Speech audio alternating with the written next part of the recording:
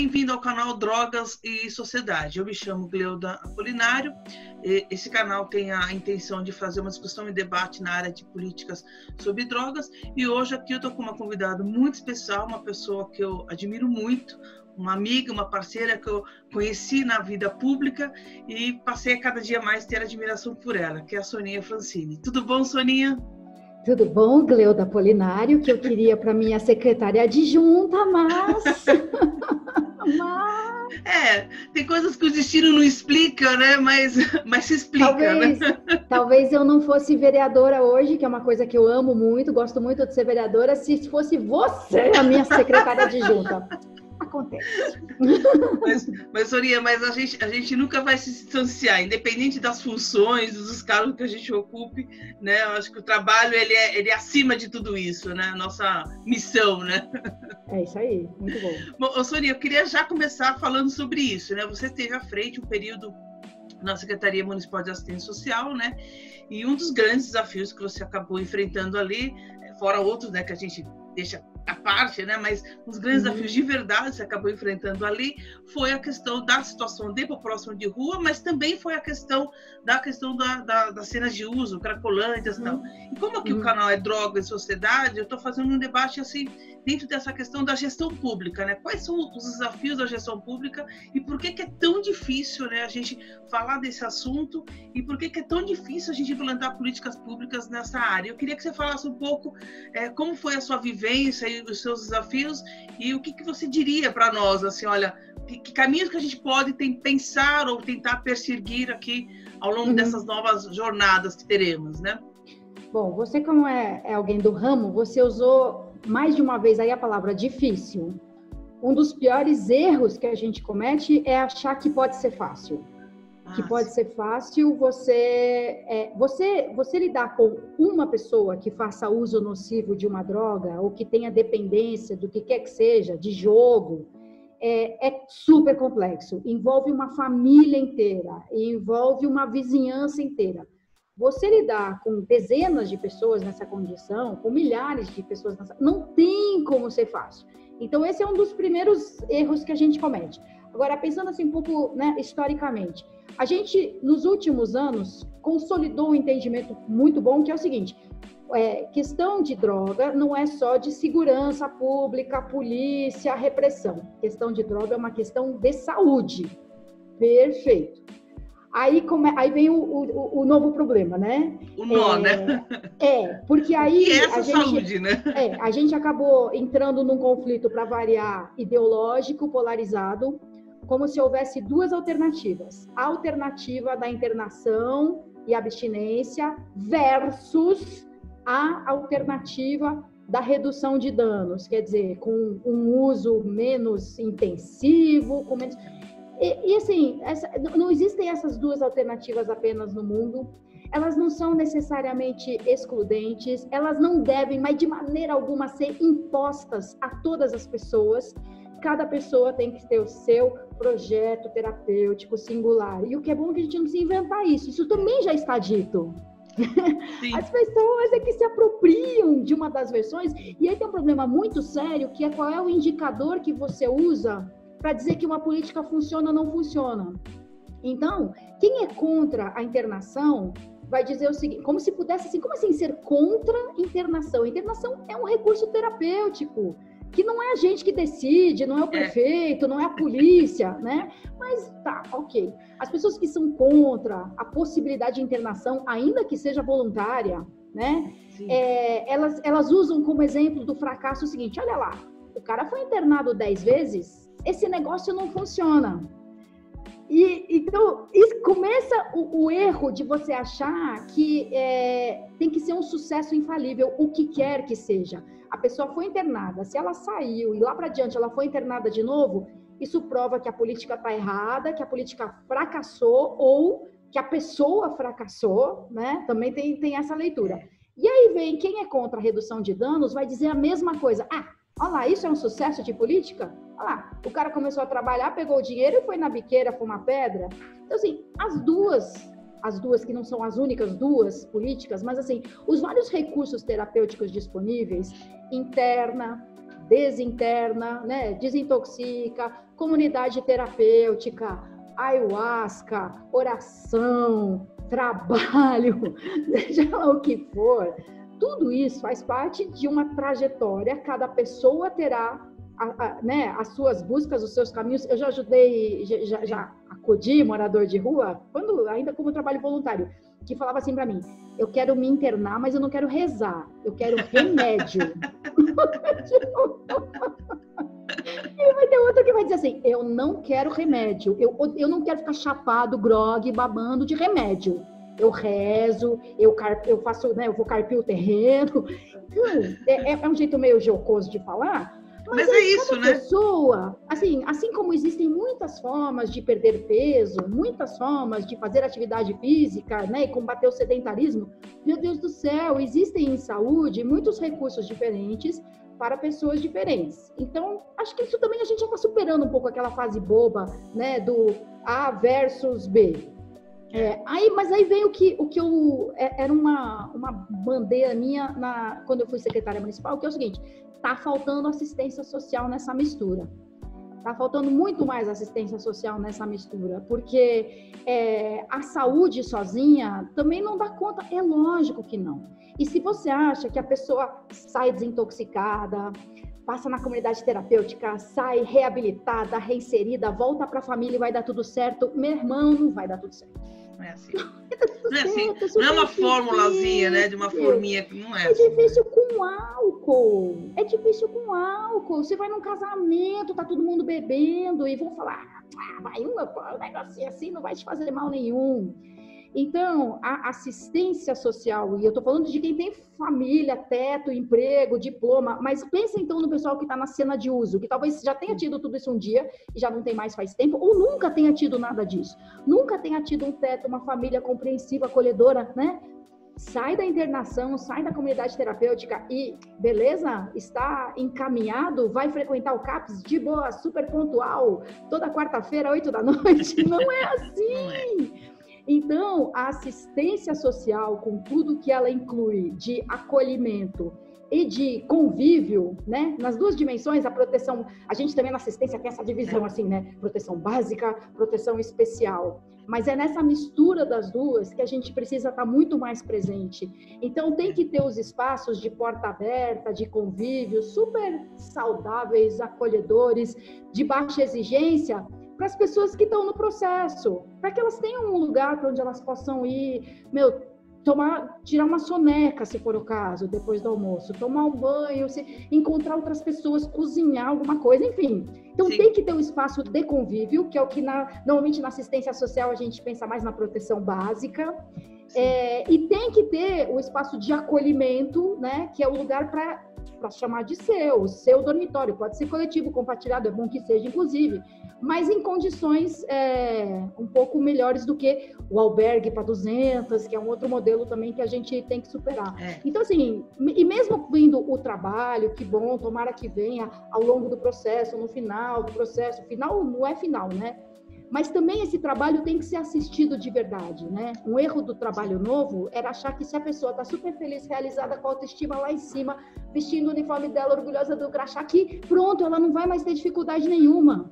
Ela vai brigar com o cara do trabalho e o repertório dela de como resolver conflito não é aquele do RH, entendeu? É exatamente isso, né?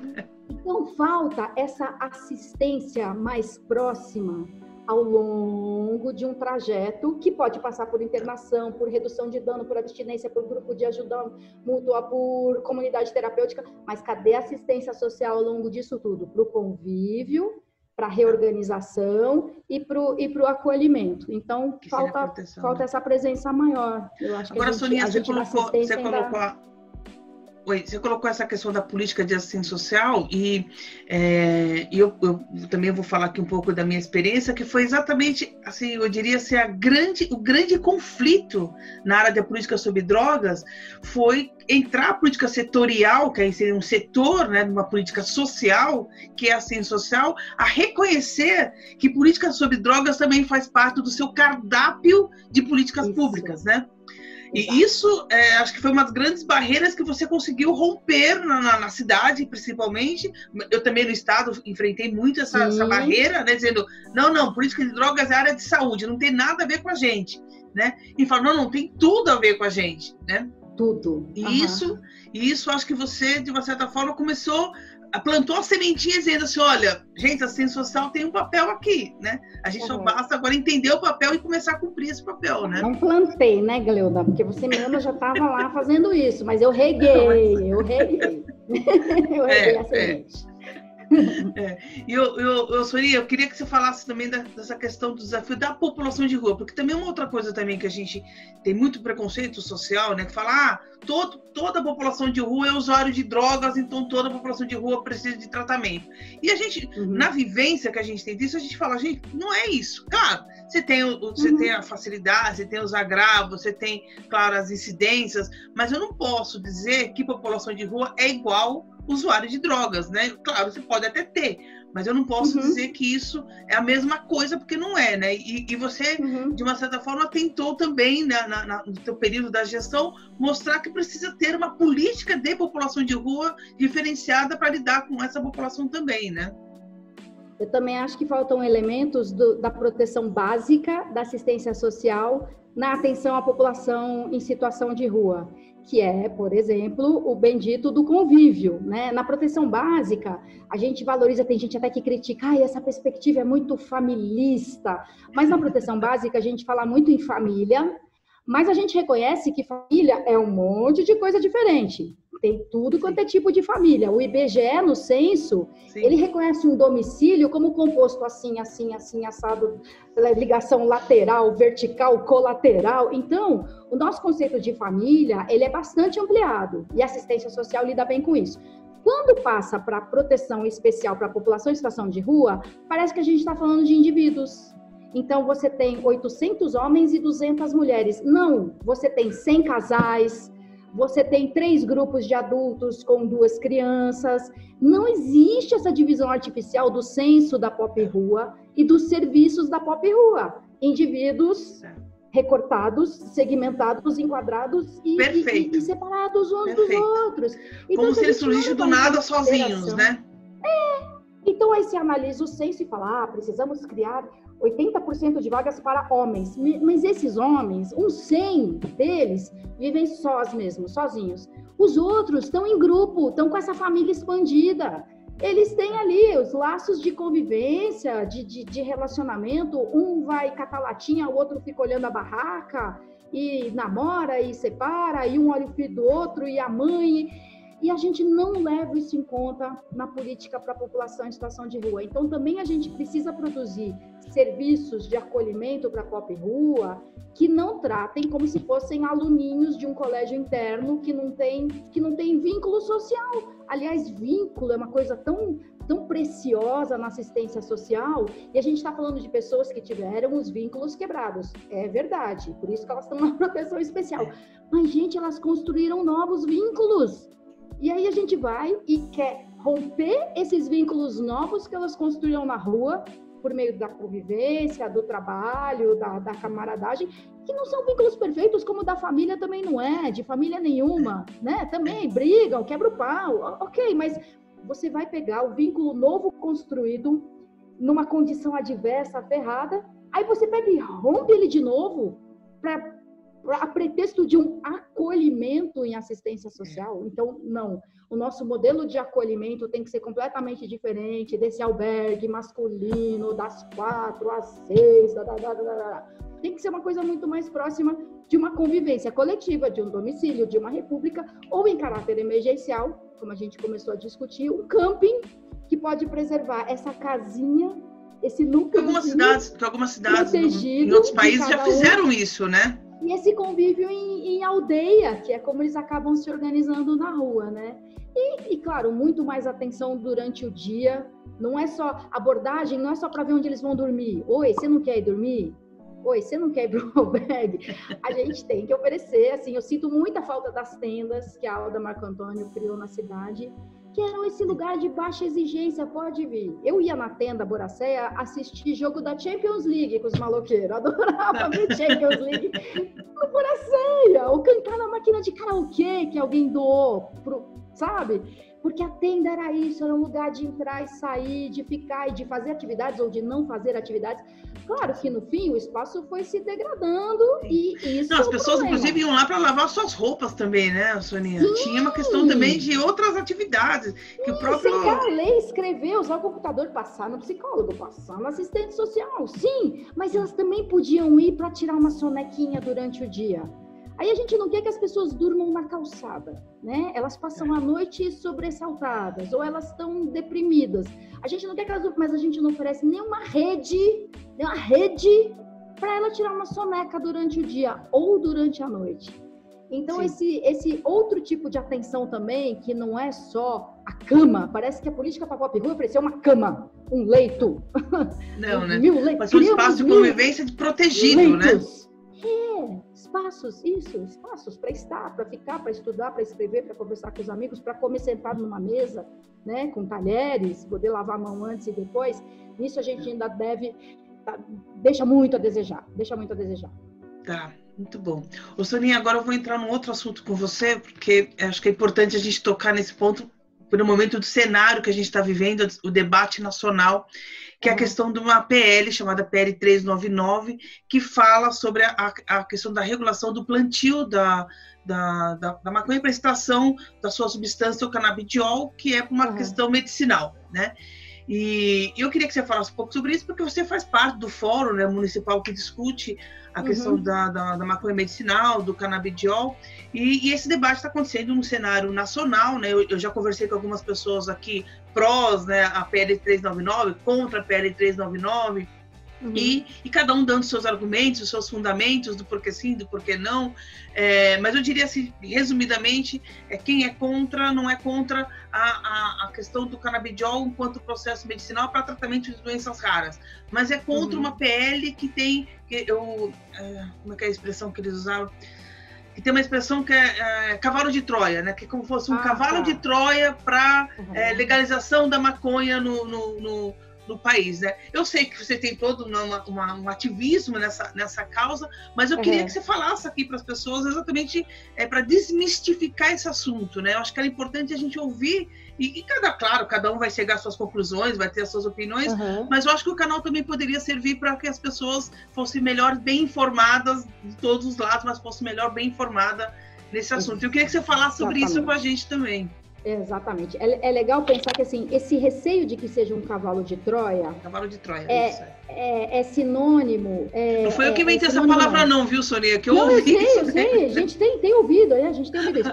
Então, esse receio de que esse projeto seja um artifício, assim, no fim, para liberar a maconha para o pessoal fumar, pelo menos ele demonstra uma coisa, que já não dá mais para negar que existe o uso medicinal de cannabis. As pessoas que já se informaram a respeito por algum motivo, porque apareceu na frente delas num noticiário, já estão se apropriando dessa informação de que cannabis tem inúmeras aplicações medicinais.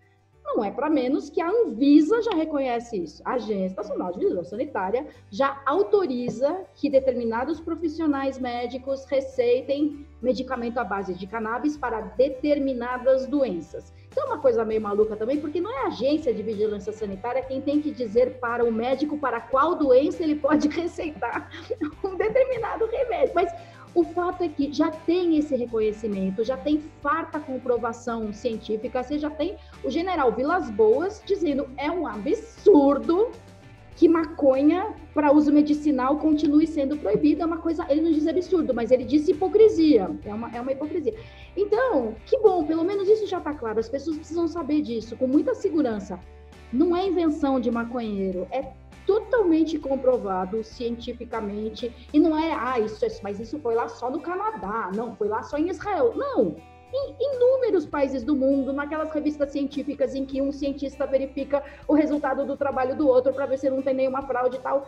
Então, ok, já se admite que cannabis tem um uso medicinal, sim, que não é só, funciona muito, mas funciona.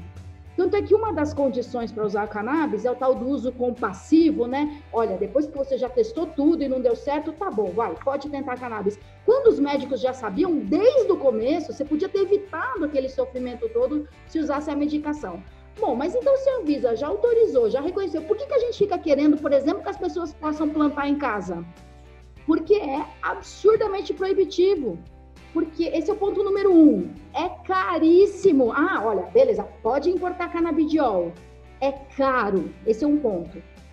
Mas daqui a pouco começa a fabricar no Brasil também. Ok, provavelmente vai ficar menos caro, mas ainda tem um outro fator.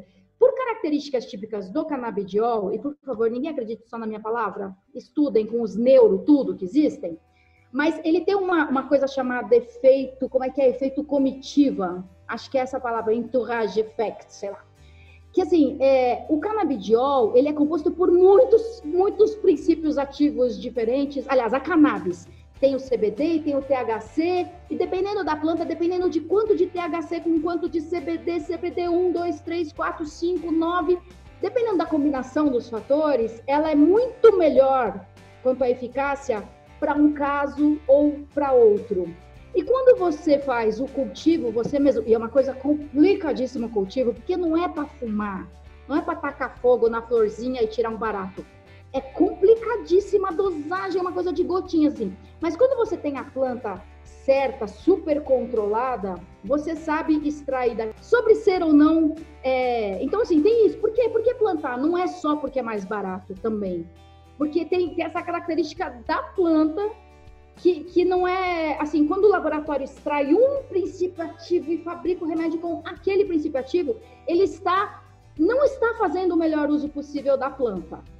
E aí, sobre o tal do cavalo de Troia, ninguém precisa de autorização para plantar maconha para fumar, sabe por quê? Porque quem planta para fumar tá nem aí para autorização. Se não fosse assim, não tinha ninguém fumando. Quem quer fumar tem a maior facilidade. Essa foi a melhor resposta, Sonia. Quem quer plantar, já planta, independente se está autorizado ou não, né? E para autorização. E quem não quer plantar, mas quer fumar, compra de bandido, faz o contato com o tráfico, faz contato com o crime organizado para fumar o seu baseado. Não vai se preocupar, olha, agora está liberado plantar cannabis, oba, vamos... insisto, é trabalhoso plantar, cultivar, né, para quem, claro, principalmente para quem quer fazer uso medicinal, para quem não quer só queimar um. Então, assim, um maconheiro não precisa da liberação do uso medicinal de cannabis, porque ele está pouquíssimo preocupado com a autorização, pouquíssimo preocupado. Então, enquanto isso, você impede pessoas de terem um acesso legalizado sem susto, sem ser proibitivo, a um medicamento de eficácia super comprovada, a pretexto de evitar que maconheiro fume maconha. Enquanto a gente está aqui falando, tem alguém aqui fora no prédio fumando, tá entendendo?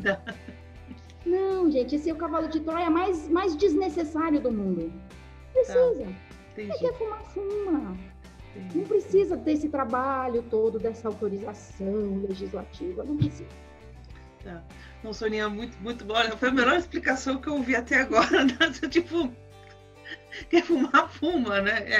Realmente isso acontece, né? Eu estava conversando agora há pouco com uma outra pessoa e ele falou mais ou menos uma coisa assim: olha, os filhos das famílias de classe média estão até se colocando em risco, porque vai numa biqueira, nem sabe o risco que está indo nessa biqueira comprar droga. Eu sou a favor da liberação, porque pelo menos não vai na biqueira comprar, né? Mas esse é um ponto sério. Nossa, é verdade. A maconha é a porta de entrada para o contato com o crime organizado. É isso. Isso. Então, ele estava dando esse exemplo, né? Eu falei, nossa, é verdade. A gente não pensa nesse outro lado também social, né? Que, na verdade, ele chama só esses adolescentes ingênuos que acham que é legal fumar maconha, entra numa biqueira, uma situação dessa, ele entra para um crime sem saber, né? E dá dinheiro para essa atividade criminosa tão violenta, tão poderosa, tão coercitiva. Então, assim, para mim o ponto é esse, o ponto de aí, né, nada a ver com o medicinal, não quero nem não estou falando de medicinal agora, mas eu acho que é terrível que a gente tenha a exploração dessa atividade com o monopólio do crime organizado. Eu sou antitabagista, mas eu prefiro que a Souza Cruz venda cigarro, você entende? Se alguém quiser criminalizar o comércio de cigarro, eu vou falar, puta, não, que merda, deixa as fábricas com endereço, CNPJ, nota fiscal, fiscalização da vigilância sanitária, contrato em CLT, precisando passar em processo concorrencial, deixa elas fabricarem, não vamos tirar isso das fábricas legalizadas, não. Então, quem cuida desse negócio, para mim, é que é o ponto decisivo para outra questão, né? Para a questão do uso recreativo. Para o uso medicinal, cara, é submeter as pessoas que precisam a quase um castigo por causa das outras que não estão nem aí. Se pode, se não pode, como pronto. Tá. Soninha, muito bom, viu? Eu queria te agradecer aqui muito pelo nosso bate-papo. É sempre muito gostoso conversar com você, né? Porque primeiro que esse conhecimento todo que você tem, né? Essa simpatia toda, e eu te admiro muito, né? Da sua trajetória, do seu trabalho. Sei que você está em campanha, então até te agradeço por ter parado um pouquinho aqui para conversar sobre isso. Espero que a população te reconheça, né? Como uma grande representante da nossa cidade. Eu acho que São Paulo precisa ter bons representantes, né? Então, nem sei se eu posso fazer propaganda, mas já quero dizer, olha, se vocês não têm candidato, tá aí a Soninha. É uma apresentação, veja. Eu acho que é importante, né? É importante ter essas boas representantes. E queria te agradecer muito por esse momento. Dizer que eu tô à disposição, não é nenhum favor, não, eu parei, não, isso aqui, eu tô aqui para isso, eu tô aqui para debater os assuntos que eu acho relevantes, e quem quiser conversar mais sobre isso é só me procurar, se eu demorar para responder, insiste. E eu vou deixar seus contatos aqui também depois da nossa entrevista aqui no canal, tá bom? Legal, eu sou sua fã também, você sabe, e os seus relatos de Covid foram maravilhosos, além de todos os outros. Nossa, graças a Deus eu tô bem, né? Que bom. Legal, Soninha, parabéns. Beijo, obrigada, viu? Obrigada e boa sorte aí também na nova empreitada. Obrigada, valeu.